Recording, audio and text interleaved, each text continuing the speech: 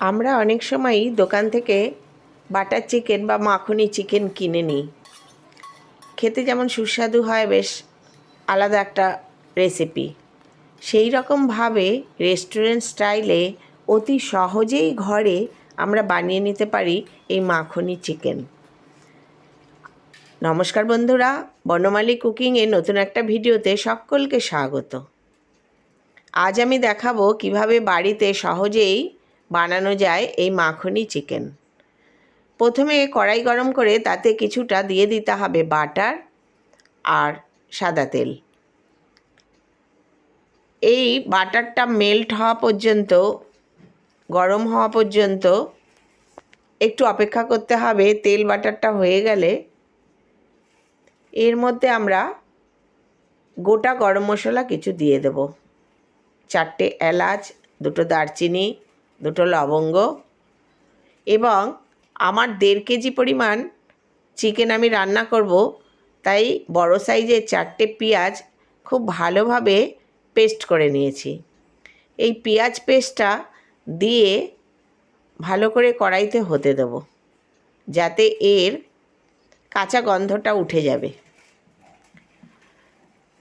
এরপরে দেব 1 চামচ পরিমাণ আদা বাটা এবং 1 চামচ পরিমাণ রসুন বাটা। আদা, রসুন, পেঁয়াজের পেস্ট খুব ভালোভাবে আমি হতে দেব। এই মাখনি চিকেন করার পরে ক্রিস্টাল ক্লিয়ার তার গ্রেভিটা কিভাবে হবে সেটাই আমি দেখাবো। এবার চিকেন খুব ভালোভাবে ধুয়ে বেছে নিয়ে জল ঝরিয়ে দিয়ে দিলাম এই পেঁয়াজ, রসুন, আদা পেস্টের মধ্যে। এই আদা, রসুন, পেঁয়াজ পেস্টের মধ্যে চিকেনটাকে মাঝারি আঁচে রেখে গ্যাস মিশিয়ে দেব। খুব ভালোভাবে মিশিয়ে নাড়তে হবে।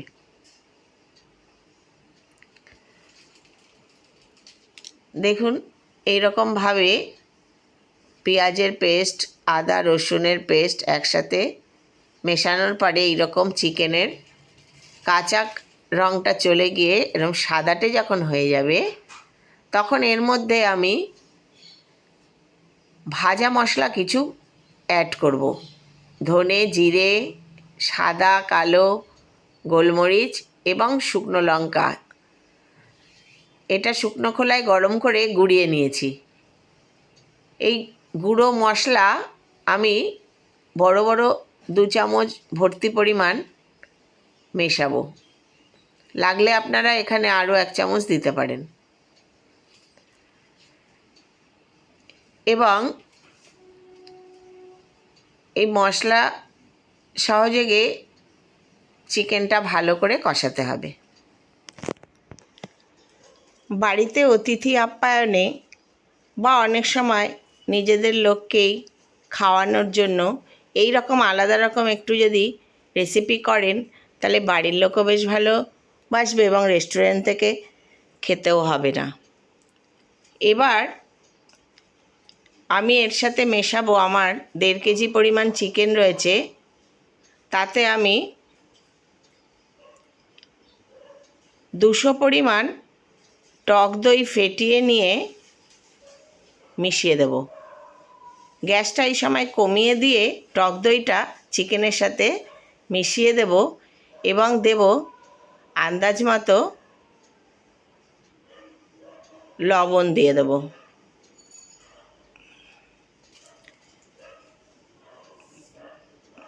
ভালো করে এটা মিশিয়ে নেব। টক দই, লবণ সহযোগে ভালো করে এবার চিকেনটা ভালো করে মিশিয়ে নেব। এই রকমভাবে করতে করতে চিকেনটা প্রায় হয়েই যাবে। 5-7 মিনিট এই রকমভাবে ভালো করে মিশিয়ে নাড়তে হবে। এই সময় বাজারে কসুরি মেথি পাওয়া যায়, আমি সেই কসুরি মেথি ব্যবহার করেছি। কিছুটা কসুরি মেথি ভালো করে একটু হাতে ঘষে নিয়েই হোক বা গুঁড়িয়ে নিয়েই হোক দিতে হবে। এবং দেখবেন এই সময় এর নাড়তে নাড়তে এর যে গ্রেভিটা বেরোচ্ছে সেটা অনেকটাই স্মুথ এবং কাচের মতো হয়। এইভাবেই প্রায় 80% চিকেন হয়ে যাবে। এরকমভাবে রান্না করতে করতেই প্রায় 80% চিকেন হয়ে যাওয়ার পর আপনি একটুখানি গরম জল করে সেটা ছোট এক বাটি পরিমাণ মিশিয়ে গ্যাসটাকে মাঝারি আঁচে রেখে ভালো করে ঢেকে দিতে হবে। আর অন্যদিকে আমি একটা ফ্রাই প্যান বসিয়ে তাতে কিছুটা 1 কিউব মতো বাটার দিয়ে তাতে ক্যাপসিকাম, কিছু চৌকো চৌকো করে কাটা ক্যাপসিকাম, টমেটো এবং কাঁচা লঙ্কা আর সরু সরু করে কিছুটা আদা কেটে নিয়ে একটু হালকা ফ্রাই করে নেব। এই ক্যাপসিকাম, টমেটো, কাঁচা লঙ্কা, আদা এই ফ্লেভারটা এই চিকেনের সাথে খুব সুন্দর যায়। আমি এগুলো হালকা করে ফ্রাই করে নেব, নেড়ে চেড়ে হালকা করে ফ্রাই করে নেব। আমার ওইদিকে চিকেনটা হালকা গরম জল দিয়ে কিছুটা ঢেকে দেওয়া আছে মাঝারি আছে। ততক্ষণে আমার এটাও হয়ে যাবে। এই যে এটা বেশ এই রকম হলেই আর গলানো যাবে না বা ভাজা যাবে না। এই রকম পজিশানে হলেই এবার এটা মিশিয়ে দিতে হবে চিকেনের ওপর দিয়ে। আমি এবার এটা নিয়ে নেব আর চিকেনের ঢাকনা খুলেও চিকেন দেখুন কি সুন্দর হয়ে গেছে, স্মুথি চিকেন। এবার এই ওপর দিয়ে এটা মিশিয়ে দেব। মিশিয়ে একটু নেড়ে নিলেই আপনার রেডি হয়ে গেল মাখনি চিকেন। এটা সাধারণত